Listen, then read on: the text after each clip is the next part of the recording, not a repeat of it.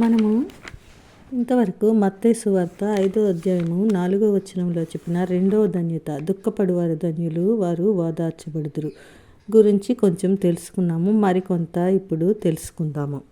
మొదటి ధన్యతలో మనము పాపులము అనే అవగాహనలోకి మనల్ని నడిపిస్తే, రెండవ ధన్యత ఆ పాపం వల్ల మనలో కలిగే మనోవ్యాకులత, భావోద్వేగాలను తెలియజేస్తుంది. ఈ రెండు ఒకదానితో ఒకటి కలిసి ఉంటాయి అని మనము చెప్పుకున్నాం. ఒక వ్యక్తి ఎప్పుడైతే తన ఆధ్యాత్మిక శూన్యతను చూసి దీన మనస్సుతో పశ్చాత్తాపం చెందుతాడో, ఈ పశ్చాత్తాపము దుఃఖ రూపంలో బయటికి వస్తుంది. పాపాన్ని కడిగి వేసుకోవడానికి కన్నీళ్ళు మనల్ని ఒక రకంగా శుద్ధి చేస్తాయి అనే చెప్పవచ్చు.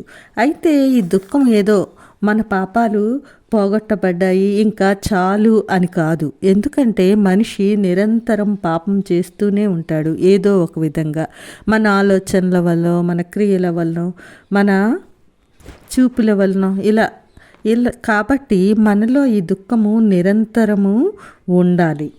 యాకోబు రాసిన పత్రికలో 4వ అధ్యాయము 9లో వ్యాకులపడుడి, దుఃఖపడుడి, మీ నవ్వు దుఃఖమునకును మీ ఆనందము చింతకును మార్చుకొనుడి అన్న వాక్యాలు మనల్ని రెండవ ధన్యతలో చెప్పిన దుఃఖం గురించి మనకు కొంత అవగాహన కల్పిస్తాయి. ఇక్కడ చెప్పబడిన దుఃఖము అనే పదము యేసుక్రీస్తు వారు ధన్యతలో చెప్పిన దుఃఖపడుడి అనే గ్రీకు పదానికి సమానమైనది అని చెప్పవచ్చు.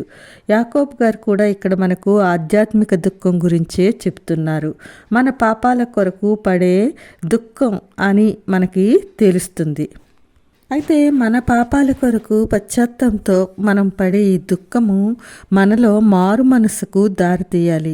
అందుకే కొరింథీయులకు రాసిన పత్రిక రెండో పత్రికలో 7వ అధ్యాయం 10లో చెప్పిన విధంగా దైవ చిత్తానుసారమైన దుఃఖము రక్షణార్థమైన మారు మనస్సును కలుగజేయును.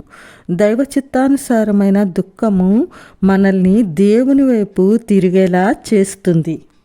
అయితే ఈ లోక దుఃఖము, దైవికమైన దుఃఖము అని మనము చూసుకుంటే, ఈ లోకలో వాటి కోసం మనం పడే దుఃఖము ఈ లోక దుఃఖంగా మనం చెప్పుకోవచ్చు. ఈ లోక సంబంధమైన విషయాలు గురించి మనకు కోరికలు తీరనప్పుడు మనకు కలిగే ఆశాభంగము, క్లిష్ట పరిస్థితులు, గర్వము, అసూయ, స్వార్థం. ఇక్కడ గలతీయులకు రాసిన పత్రిక 5వ అధ్యాయము 19వ వచనం నుంచి మనం శరీర కార్యాలు చూసుకుంటాము. అవి జారత్వము, అపవిత్రత, కాముకత్వము, విగ్రహారాధన, అభిచారము, ద్వేషములు, కలహము, మత్సరములు, క్రోధములు, కక్షలు, భేదములు, విమతములు, అసూయలు, మత్తతలు, అల్లరితో కూడిన ఆటపాటలు. ఇవన్నీ కూడా మనలో కలిగే శరీర కార్యాలు. వీటి వల్ల మనం పొందుకునే దుఃఖము అది యేసు ప్రభు వారు చెప్పిన దుఃఖం కాదండి. అవి బాహ్యమైన వాటి కోసం మనం పడే దుఃఖం. అయితే దేవుని చిత్తానుసారంగా నడవలేకపోయానే నా ప్రవర్తన ఆయనకు దుఃఖం కలుగజేస్తుంది. నా పాపాల మూట భారమై ఆయన్ను కృంగదీస్తుందేమో. ఆయన ఆజ్ఞలకు వ్యతిరేకంగా నడిచే నా జీవితం, అయ్యో నా పాపపు జీవితము నన్ను ఎంతగానో కృంగతీస్తుంది అనే దుఃఖము మనలో కలిగినప్పుడు అదే యేసు చెప్పిన దుఃఖపడుడి అన్నదానికి అర్థము.